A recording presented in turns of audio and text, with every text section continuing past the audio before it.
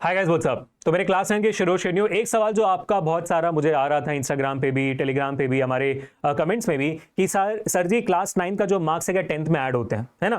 तो let me make it very very clear to you guys कि नहीं होते हैं। क्लास 9 का जो मार्क्स है 10th में बिल्कुल ऐड नहीं होती है। बट इसका मतलब ये नहीं है कि 9th में जो भी मार्क्स आ जाए वो चलता है। तो बताता हूँ क्यों, ठीक है। इसका मैं आपको एक प्रूफ दे देता हूं और ये वीडियो आपके 5 मिनट से ज्यादा नहीं जाएगा, तो सही लगे तो वीडियो को शेयर करना ताकि आपका हर एक फ्रेंड जो क्लास 9th में है उसको ये बात पता रहे कि 9th कितना सीरियस है।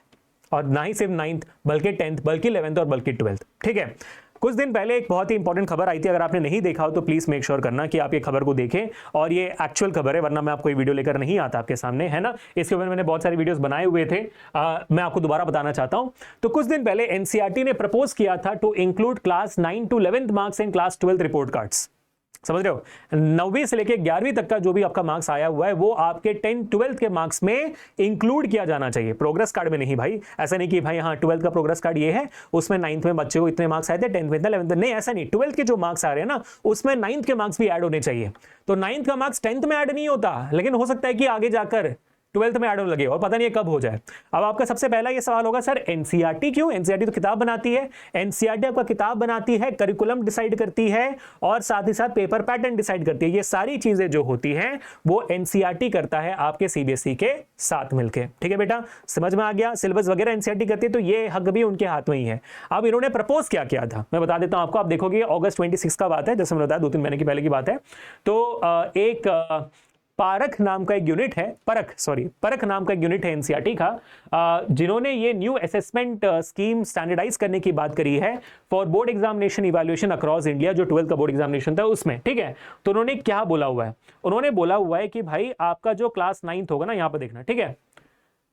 Parak sent this report to the Union Education Ministry in July, outlining a proposal for assessing a student's overall performance in class 9, 10, 11 while preparing their class 12th result. तो इसमें ये कह रहे हैं, ये इसको थोड़ा ध्यान से देखिएगा बच्चों, मैं आपको थोड़ा मार्क करके दिखा देता हूं, ठीक है। थोड़ा सा ध्यान से देखना। यहां पर ये बोल रहे हैं कि भाई आपका the report further suggest assigning a weightage of 15% to class 9th। यानी कि मान लो कि आपका क्लास 12th का मार्क्स आ रहा है, ठीक है, क्लास 12th का जो रिजल्ट आ रहा है उसमें आपका जो क्लास 9th होगा उसका 15%, जैसे मान लो अगर आपको 100 मार्क्स आए थे तो 100 में 15 मार्क्स आपके क्लास 9th के उठा लिए, ठीक है।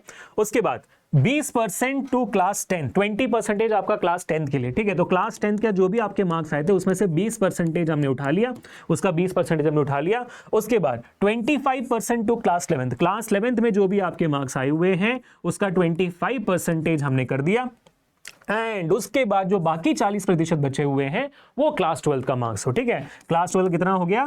40%। कितने हो गए भाई? यहां पर आप देखोगे 25 और 15 आपके 40 हो जाते हैं, 40 20 60 हो गया और 60 और 40 आपका बन जाता है 100, ठीक है। यहां पर ये बनने के बाद फिर आपका जो क्लास 12 का रिजल्ट होगा वो 100% के बीच में बनेगा। तो अगर मान लो कि अगर आपका जो क्लास 9th है उसमें 100 मार्क्स आए तो आपका क्लास 9 में से 15% मतलब 15 मार्क्स, ठीक है। क्लास 10th में आपके भी 100 मार्क्स आए, फिर अगेन वहां से 20 मार्क्स निकलेगा। क्लास 11th में 25 मार्क्स मतलब 100 मार्क्स आए तो 100 में से 25 मार्क्स निकलेगा। और क्लास 12th में आपके फिर प्रॉपर उस पर भी 100 गए तो उसमें से 40 मार्क्स निकलेगा। ये जो मिलकर बना रहा है बेटा ये आपका हो जाता है कितना? 100 मार्क्स का पूरा बात, ठीक है। अब मान लो अगर आपको क्लास 9th में नहीं आए 100, 10th में नहीं आए 100, 11th में नहीं आए 100, तो हो सकता है कि 12th में इवन तो आपने 100 स्कोर किया हो, फाइनल रिजल्ट और जो परसेंटेज है वो 100 ना आए। समझ में आ गई बात? तो ये था मुझे बताना आप लोगों को, बहुत इंपॉर्टेंट, कि क्लास 9 के मार्क्स अभी फिलहाल किसी भी स्टेट में किसी भी सिचुएशन में ऐड नहीं किए जा रहे हैं 10th में। बट हो सकता है ये सिर्फ प्रपोजल है अभी सीबीएसई का, एनसीईआरटी का प्रपोजल है फिलहाल। हो सकता है कि ये सीबीएसई जाकर एक्सेप्ट कर ले और 2 साल के बाद बोले कि अब तो हम एक्सेप्ट करना शुरू करेंगे, तब आप वापस 9th आकर दे नहीं सकते हो, 10th आकर दे नहीं सकते हो, है ना।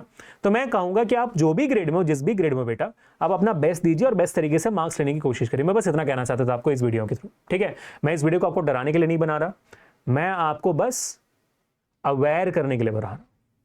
ये मेरा हक बनता है और ये मेरा रिस्पॉन्सिबिलिटी है कि मैं आपको बताऊं कि भाई आपके साथ फ्यूचर में क्या हो सकता है, ताकि आप सतर्क रहें, सावधान रहें। तो मिलते हैं नेक्स्ट वीडियो में people. Until meet the next time, this is Abhishek signing off for today. अगर आपके कोई भी डाउट्स है related, do let me in the comment section. Please.